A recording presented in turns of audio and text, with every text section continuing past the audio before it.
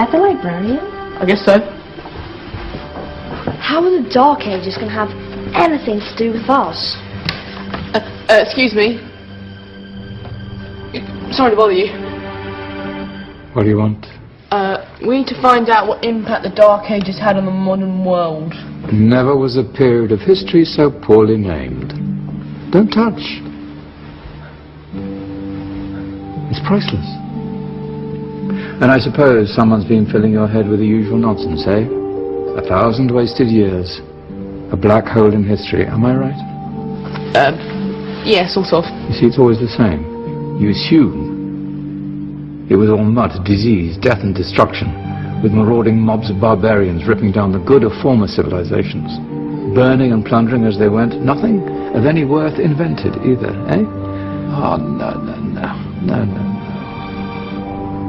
Go on, be off here. Sorry to bother you. Come on, it's probably not worth it. Everyone knows that the Greeks and Romans invented everything anyway. Oh, did they now? And you're sure about that, are you? You know, I might just have something for you. You seem to be up to the task.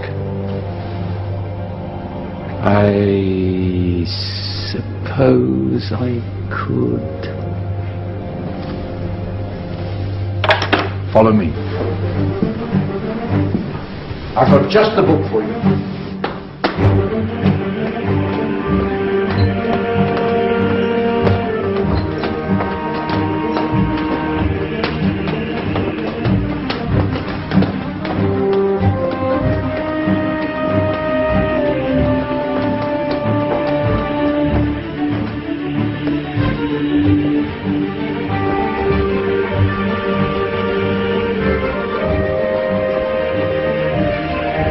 Where are we going? I don't know. Ask him. Excuse me. Where are we going? From darkness into light, my young friend. From ocean onto land. There are things you should know. Oh, yes, indeed. Yes, indeed.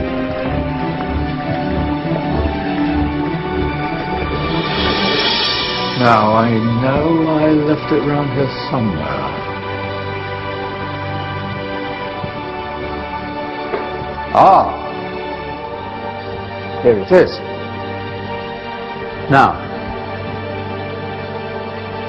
take a look. If you dare.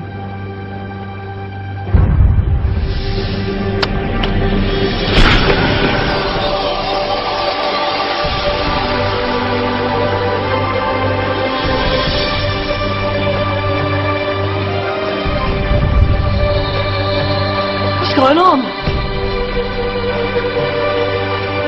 Welcome to the Dark Ages, or as it should be known, the Golden Ages. Who are you? I am Al-Jazari, engineer and ingenious inventor. I thought you said this was the Dark Ages. It doesn't look very dark.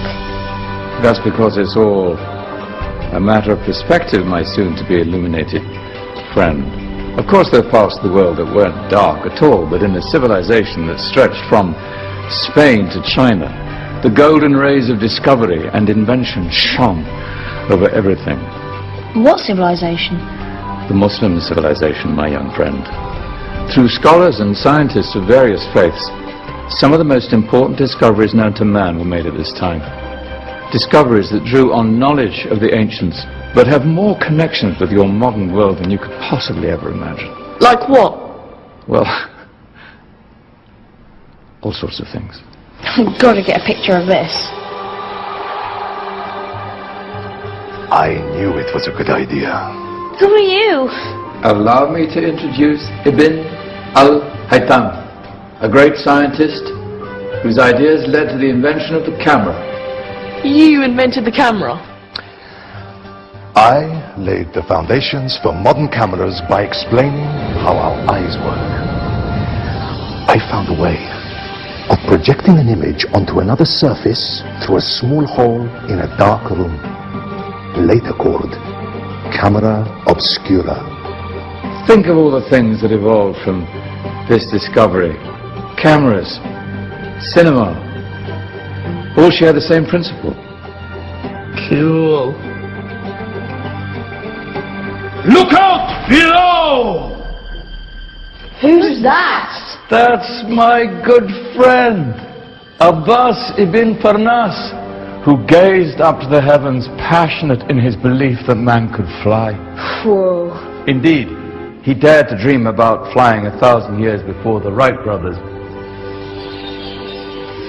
Do you know you all take your jet-setting holidays for granted, so it only seems fair to remember Abbas ibn Parnas. Stand by. I'm ready for takeoff.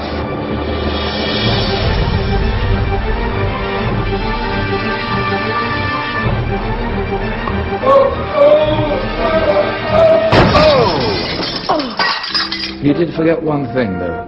The tail, useful for landing. My back! Is there a doctor in the house? Did someone call? Ah, my old friend, why don't you introduce yourself to my young guests? I am Abul Qasim al-Zahrawi. Many call me the father of surgery. Did you actually do surgery back then? Of course we did.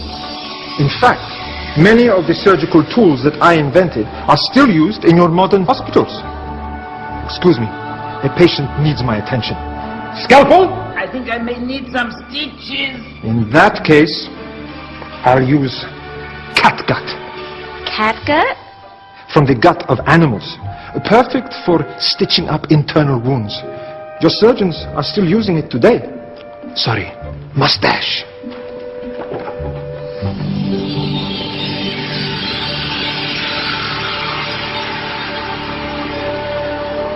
Who's she? That's Maryam al-Astrolabi, one of the many brilliant women of her time. She made sophisticated astrolabes. Astro what? Astrolabes. They show the sky and the stars on a small flat plate you can hold in your hand. Think of them as ancient calculating or timekeeping devices. Today you have your watch, your compass, satellite navigation, helping people and explorers travel the world. Science at its brilliant best. And all these things were developed during the Golden Ages. And that's just the tip of the iceberg. There were thousands of other inventions covering all areas of life, and in the years that followed, their influence spread across the whole of medieval Europe. So you see, it wasn't so dark after all. What about you? Me? What did you invent? Well, I don't want to be big-headed, but I made some groundbreaking advances in engineering. I suppose my most significant discovery converted rotary motion into linear motion using a crank and connecting rod. It's essential in pumps and engines. In fact, I've no idea how the Industrial Revolution could have happened hundreds of years later without such a device. Not that I ever get the credit I deserve. But my crowning glory was my amazing time-telling machine. My legendary elephant clock.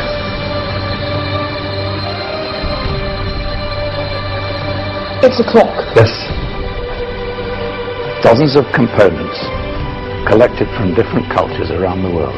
Indian, Greek, Arabian, Egyptian, Chinese. Wow. A United Nations clock. That is pretty cool. Does it actually tell the time? Wow, yes, of course. If it wasn't for me, thousands of people would be late for everything. Speaking of time, we better get you back. And remember, spread the word.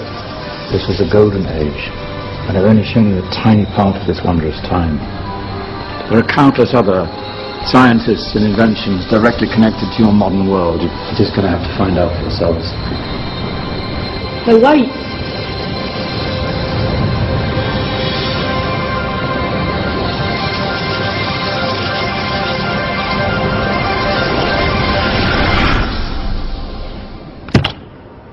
Whoa. Did you? Yeah. That wasn't quite so boring. Come on, we're gonna be late.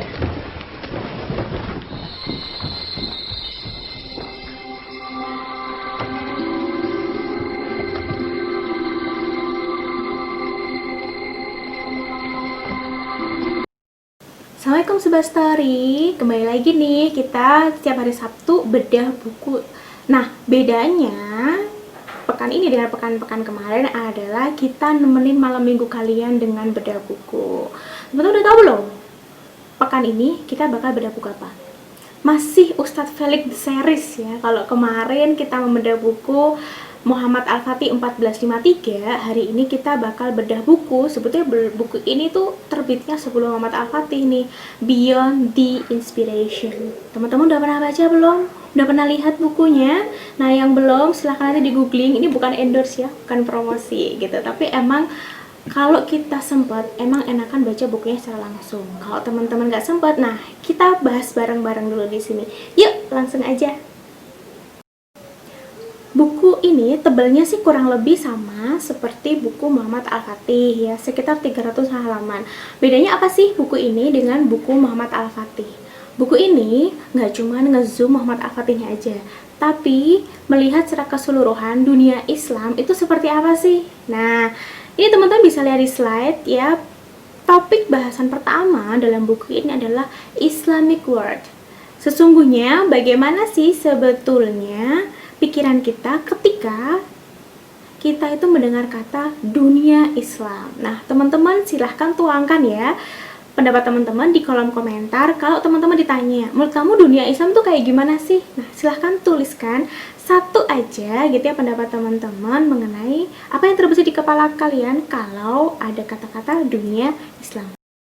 Oke, udah kebayang nih apa yang teman-teman bayangkan tentang kata-kata dunia Islam. Oke, sebelum saya akan cerita lebih banyak, saya ingin bawa teman-teman menjelajahi waktu menuju ke abad-abad di mana Islam itu baru saja awal-awal ada di bumi ini, berarti sekitar abad ke-7. Oke. Pada saat Islam lahir nih di Mekah pada abad ke-7 itu ada dua negara adidaya.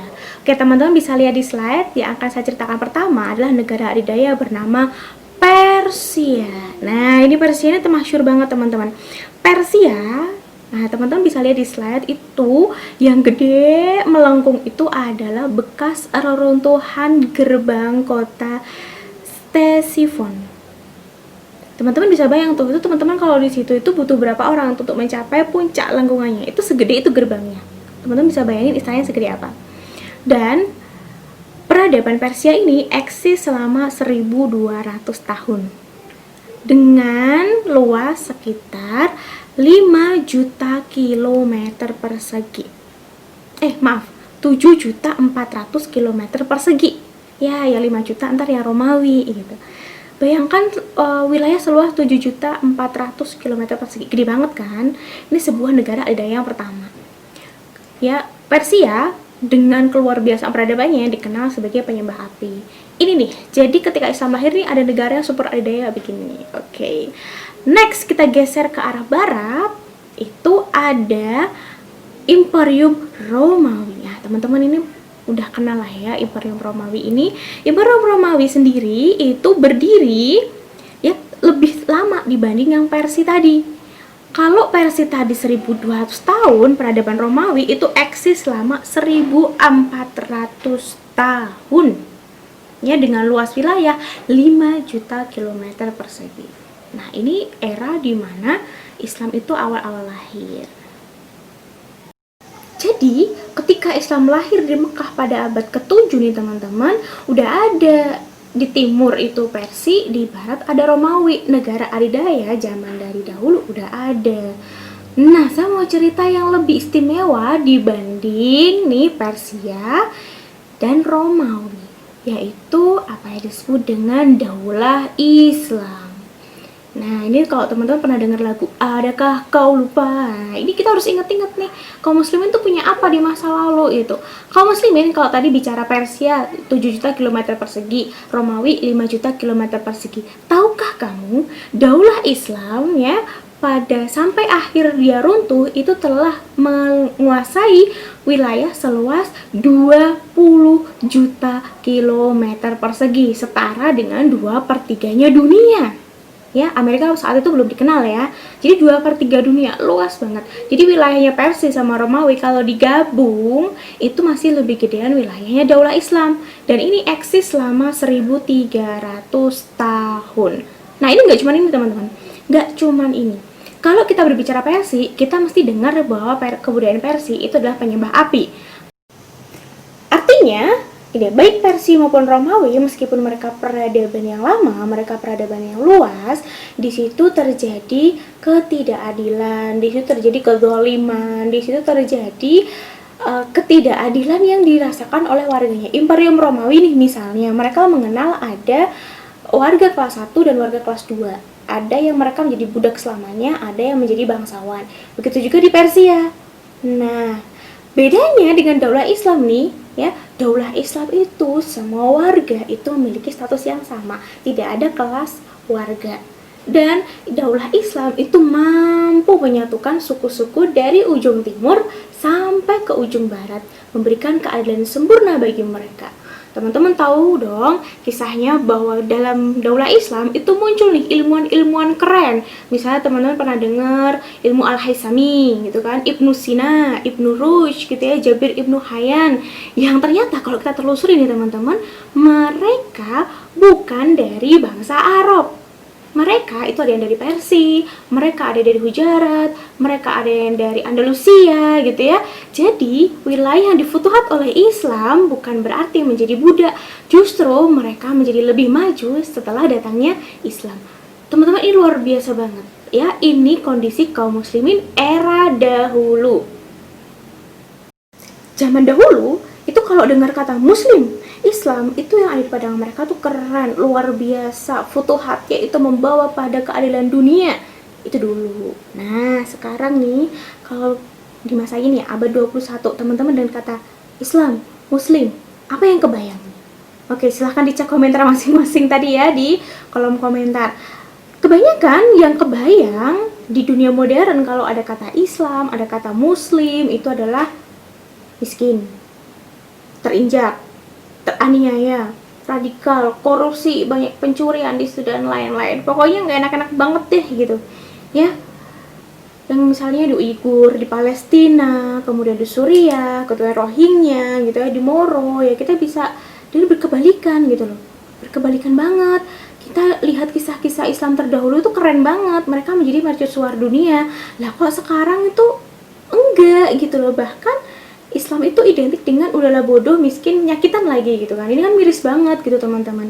Apa yang buatnya berbeda ya kira-kira gitu loh. Padahal Islam zaman dahulu, ajaran Islam zaman dahulu dengan Islam ajaran sekarang, itu ya nggak berubah. Itu ya sama. Al-Quran di zamannya Umar bin Khattab dengan Al-Quran pada abad 21, ya sama. Kira-kira apa ya yang bikin mereka beda? Nah, teman-teman bisa lihat di slide, saya akan cerita mengenai survei bagaimana sih pandangan orang Amerika dengan orang Eropa terhadap Muslim. Ya, memang mereka mengakui bahwa mereka memiliki informasi yang tidak banyak mengenai Muslim dan Islam. Namun, di benak mereka dengan adanya gempuran dari media, kebanyakan di telinga mereka, di kepala mereka, itu kebayang kalau Muslim dan Islam itu adalah fanatik, kekerasan, arogan, selfish, nggak toleran, gitu ya, immoral, dan sebagainya. Jadi bayangannya itu nggak bagus-bagus gitu loh. Ya, tadi kalau kita sendiri ngerasa di negeri mayoritas muslim ini, muslim sendiri itu meskipun mayoritas, masih banyak yang miskin, masih banyak penyakitan, masih banyak korupsi. Di luar negeri, image-nya juga nggak kalah menyedihkan gitu loh.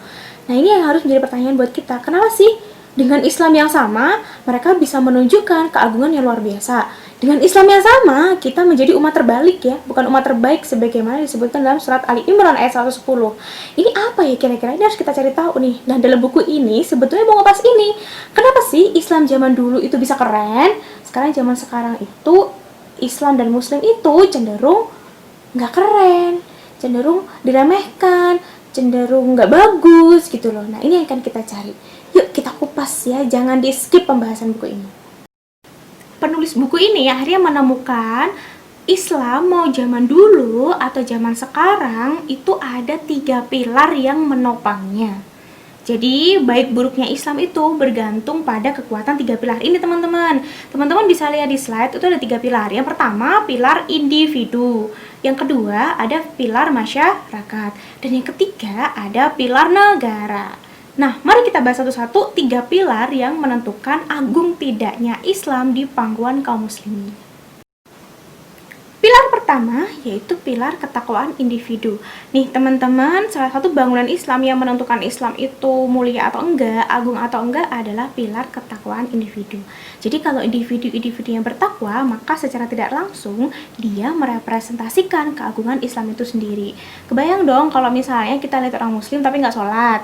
Ya gimana Islam mau dipandang agung coba? Atau misalnya kita lihat muslim tapi bulan Ramadan dia nggak lagi halangan tapi dia makan cuap gitu kan, dipamerin lagi gitu kan, gimana bisa respect sama Islam dan muslim gitu kan. Maka memang salah satu pilar yang penting banget untuk menunjukkan agung tidaknya Islam itu adalah ketakwaan individu. Dalam surat At-Tahrim ayat 6 yang terjemahannya, hai orang-orang yang beriman, peliharalah dirimu dan keluargamu dari api neraka yang bahan bakunya adalah manusia dan batu.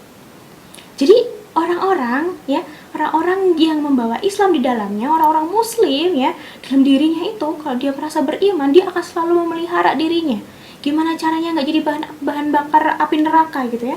Karena sesungguhnya neraka adalah seburuk-buruk tempat kembali. Maka seorang mukmin tuh nggak ada cerita yang bangga, yuk kita ke neraka bareng-bareng gitu, nggak ada. Semuanya pengen ke surga. Nah ini pilar pertama nih yang menentukan itu ya, Islam zaman dulu sama Islam zaman sekarang mulia atau enggaknya. Oke, sekarang kita cek. Zaman dahulu orang-orang mukmin banyak nggak? Banyak. Ya, kita bisa lihat ya, kita bisa dengar kisah-kisah para ulama, kisah-kisah orang soleh gitu kan pada era dahulu. Zaman sekarang, orang baik, orang yang solih, banyak nggak? Banyak juga. Nah, itu pilar pertama. Jadi, yang menentukan agung tidaknya Islam yang pertama adalah pilar ketakwaan individu. Cek, zaman dulu oke, ada, zaman sekarang ada. Cek, sip. Oke. Pilar kedua adalah masyarakat yang peduli. Kenapa sih poinnya ini masyarakat yang peduli? Teman-teman, saya mau cerita mengenai hadis kapal. Teman-teman bisa baca ya di slide sebelah gitu ya. Di dalam hadis kapal diceritakan di situ ya perumpamaan orang yang teguh menjalankan hukum-hukum Allah dan orang yang terjerumus di dalamnya bagaikan sekelompok orang yang berada dalam sebuah perahu. Sebagian mereka berada di atas, ada yang berada di bawah. Nah, orang bawah ya, adapun mereka yang di bawah bila memerlukan air minum, mereka harus naik ke atas melewati orang-orang yang berada di atas. Sehingga mereka berkata, lebih baik kita lubangi saja perahu ini agar tidak mengganggu saudara-saudara kita yang berada di atas. Maka bila mereka yang berada di atas membiarkan niat orang yang berada di bawah, maka binasalah mereka semua. Akan tetapi bila mereka mencegahnya, maka akan selamat mereka semua. Jadi bayangin deh teman-teman, dalam sebuah kapal. Kemudian karena haus nih, daripada kita minta orang atas, kenapa nggak kita lubangin aja? Toh bawah kita adalah air. Bayangin kalau itu dibiarin, ya semua orang bisa tenggelam satu kapal itu karena berpikir bahwa melubangi kapal di bawah itu lebih baik dibanding minta di atas. Nah ini loh. Jadi kalau misalnya ya udahlah itu kan yang dosa juga dia, ya kan, yang maksiat dia. Nih bayangin kalau masyarakat cuek bebek nih, ya ada orang maksiat dibiarin, toh badan-badan dia doang yang maksiat. Jangan salah, ya sesuatu yang maksiat itu lebih mudah menyebar loh dibanding yang kebaikan. Coba deh kalau kita nanam padi, pasti rumputnya ikutan tumbuh. Tapi kalau nanam rumput, padinya nggak bakalan tumbuh. Yaitu ibarat maksiat di tengah-tengah masyarakat. Kalau masyarakatnya cuek, ya udah. Maksiat itu punya tempat buat tumbuh yang lama-lama akan menghancurkan masyarakat baik yang bermaksiat maupun yang enggak. Kita cek, oke, zaman dulu orang yang baik, masyarakat yang peduli itu ada, cek, oke. Dan zaman sekarang masyarakat yang peduli, apakah tidak ada? Ada banyak banget ya, teman-teman bisa cek itu ya organisasi-organisasi Islam yang berusaha amar ma'ruf nahi mungkar. Jadi poin pertama tadi zaman dahulu ada, zaman sekarang ada. Poin kedua zaman dahulu ada, zaman sekarang pun ada.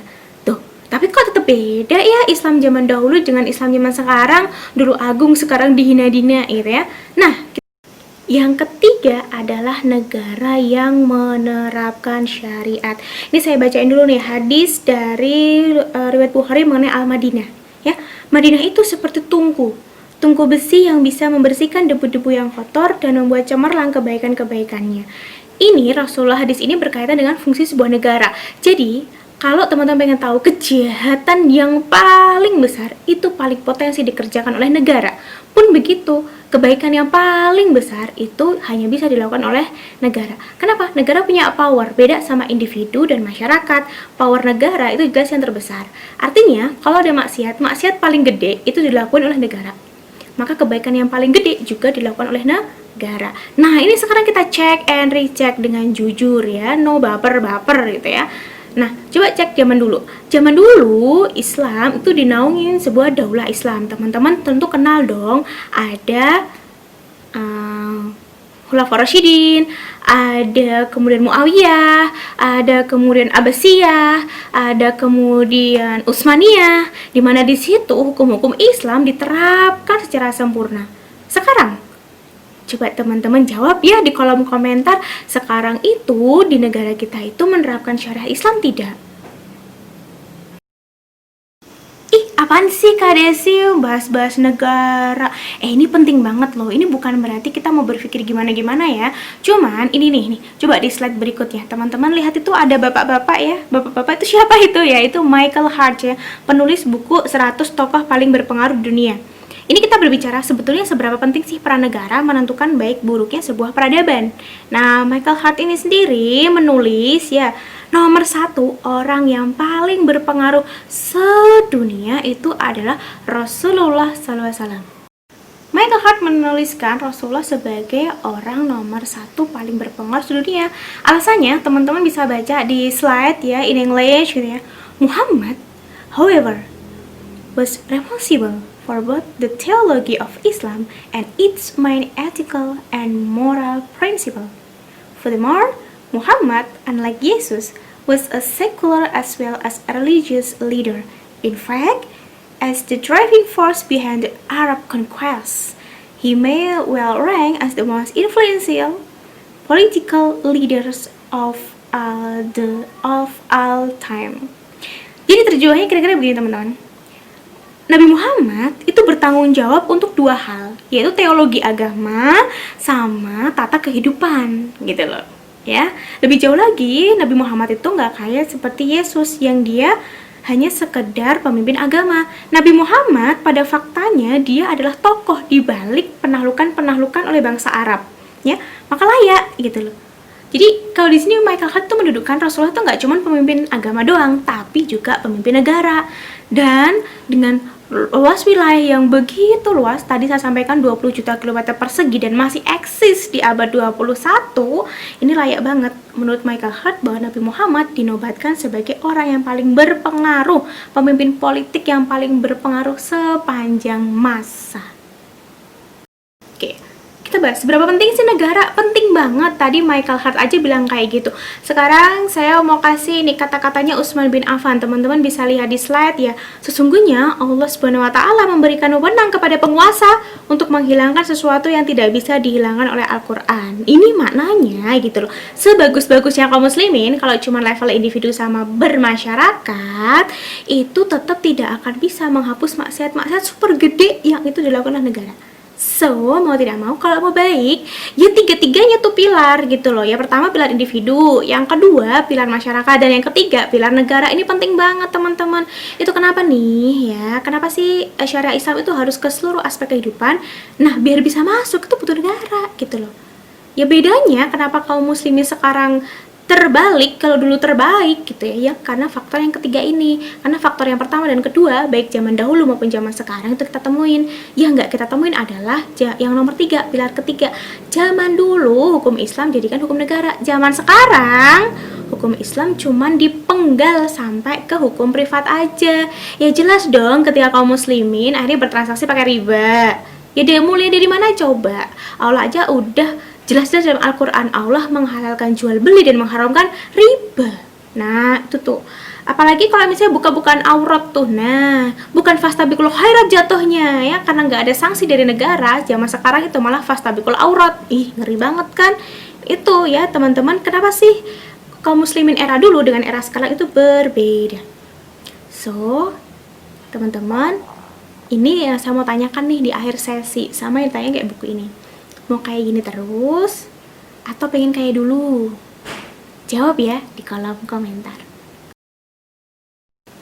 Kita bacain ya teman-teman, salah satu janji Allah dalam surat An-Nur ayat 55. Teman-teman bisa lihat terjemahannya di slide itu ya. Dan Allah telah berjanji kepada orang-orang yang beriman di antara kamu dan mengerjakan amal-amal yang soleh, bahwa Dia sungguh-sungguh akan menjadikan mereka berkuasa di muka bumi, sebagaimana Dia telah menjadikan orang-orang sebelum mereka berkuasa. Dan sungguh Dia akan meneguhkan bagi mereka agama Islam yang telah diridhoinya untuk mereka, dan Dia benar-benar akan menukar keadaan mereka sesudah mereka dalam ketakutan menjadi aman sentosa. Mereka tetap menyembahku dengan tiada mempersekutukan sesuatu apapun dengan aku, dan barang siapa yang tetap kafir sesudah janji itu, maka mereka itulah orang-orang yang fasik. Jadi teman-teman, Allah itu udah berjanji ya, bahwa keadaan kita hina dina ini sekarang itu bisa ditukar kok ke kondisi yang mulia, kondisi yang agung. Syaratnya apa? Beriman kepada Allah, memperjuangkan agamanya Allah. Itu aja. Maka nih, saya kasih sisipan tulisannya dari Ustadz Yuda Pedianto, meskipun kita hari ini bahas bukunya Ustadz Felix ya, itu ya, bahwa sebetulnya kita itu yang kita perlukan bukan data aktual atau riset saintifik ya, tapi leap of faith. Yes, penelitian sekarang menunjukkan bahwa muslim itu begini, begini, dan begitu. Yes, pada zaman dahulu muslim itu begitu dan begitu. Tapi bukan itu yang sesungguhnya kita butuhin, tapi leap of faith, lompatan keimanan. Bahwa semua yang Allah dan Rasulnya perintahkan pasti membawa kebaikan dan keberkahan dunia wal akhirah ya. Sekalipun belum tergambar manfaat-manfaatnya, sekalipun pada saat ini survei-survei mengatakan kaum muslimin hina dina, kaum muslimin menjadi umat terbalik teman-teman ya. Seperti ketika Allah memerintahkan Musa alaihissalam untuk melempar tongkatnya, ya kita yakin aja gitu loh, karena Allah nanti akan menyelesaikan ya. Jadi teman-teman, mari gitu ya, terhadap kita melihat ya kondisi umat Islam terdahulu dan sekarang, ya mari kita saling bergandengan tangan. Kemudian kita lompat bersama-sama untuk melaksanakan syariah kafah. Dan di akhir buku ini teman-teman tadi dari awal sampai udah menyaksikan kondisi umat Islam terdahulu dengan kondisi umat sekarang. Dan kita bisa kok ya, kita bisa untuk merubah kondisi kita yang sekarang menjadi sama agungnya sebagaimana terdahulu ya. Tadi udah dikasih tipsnya, udah dikasih rahasianya apa. Nah terakhir itu akhirnya kembali kepada kita mau milih gimana, kita sebagai muslim mau kayak gimana ya. Itu ada 4 pilihan, teman-teman bisa lihat di slide. Apakah kita menjadi orang yang abai dan remeh ya, mengabaikan janji Allah dan menganggap remeh orang-orang yang percayanya, atau kita mau milih jadi tipe orang yang aku nunggu aja deh, nanti kalau emang jaya juga jaya lagi gitu, mendiamkan dan menunggu hasil daripada kejadian yang terjadi depan kita. Atau kita mau yang ketiga, tim 1000 alasan, iya sih tapi kan gitu ya. Kita banyak sekali alasan ya, agar tidak berjuang demi tegaknya agama Allah, agar tidak berjuang demi keagungan Islam itu kembali. Atau kita menjadi orang yang tipe keempat, berjuang. Oke, yes, zaman dahulu Islam seperti ini dan sekarang seperti itu. Penyebabnya A dan B dan C. Ayo, mari gitu. Maka setiap pilihan kita akan memberikan balasan yang berbeda-beda. Nah, teman-teman, ini dikembalikan kepada teman-teman semua bahwa bedah buku, apalagi buku-buku Islam teman-teman, bukan sekedar kita untuk menaikkan kecerdasan intelektual kita, tapi ini salah satu upaya bagaimana kita menyelami agama kita, taqarrub ilallah. Maka teman-teman, saya harapkan teman-teman semua milih nomor 4. Kenapa? Karena saya nggak pengen ketemu sama teman-teman cuma via YouTube, tapi juga ke janahnya nanti. Oke, jadi buat teman-teman yang baru bergabung, sebetulnya story itu apa sih? Jadi story itu adalah kita komunitas yang punya agenda rutin adalah one week, one book ya. Oke, sesuai dengan request teman-teman, untuk story, pekan ini dan seterusnya akan berubah jadwal menjadi jam malam ya, jadi jam 20 teman-teman, yang sebelumnya jam 10 pagi, agar teman-teman semua bisa semakin menikmati sajian dari story. Oke teman-teman, sampai di sini dulu ya bedah buku Beyond the Inspiration. Nah, buat teman-teman, dukung kami berkembang dengan jangan lupa mengisi form yang telah tersedia melalui link di description box.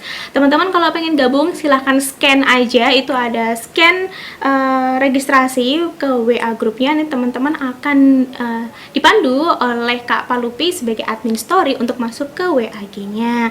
Oke, sampai di sini dulu ya teman-teman. Mohon maaf kalau selama pembahasan buku tadi saya melakukan kesalahan baik sengaja maupun tidak yang menyinggung teman-teman atau yang tidak, karena sesungguhnya saya sebagai manusia biasa teman-teman, saya juga punya kelemahan. Kritik dan saran sangat diharapkan loh teman-teman. Oke, sampai di sini dulu ya. Bye bye. Wassalamualaikum warahmatullahi wabarakatuh.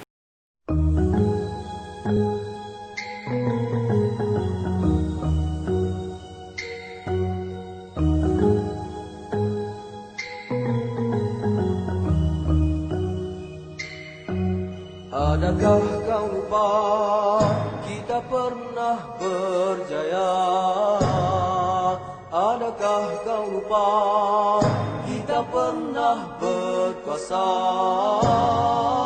Memayungi sepertiga dunia, merentas benua, melayani samudra.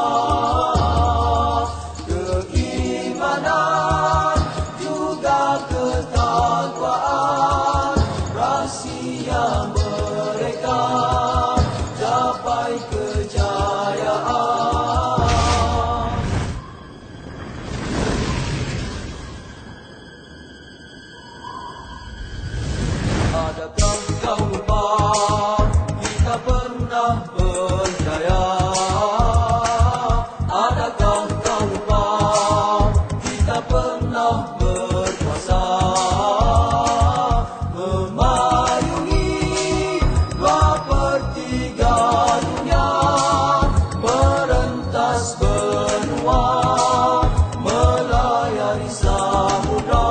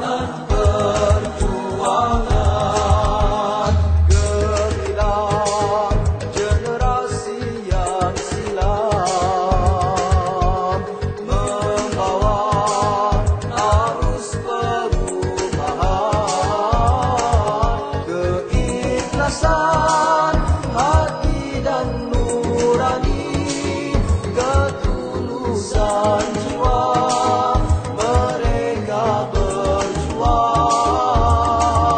Keikhlasan hati dan nurani, ketulusan jiwa, mereka berjuang. Adakah kau lupa?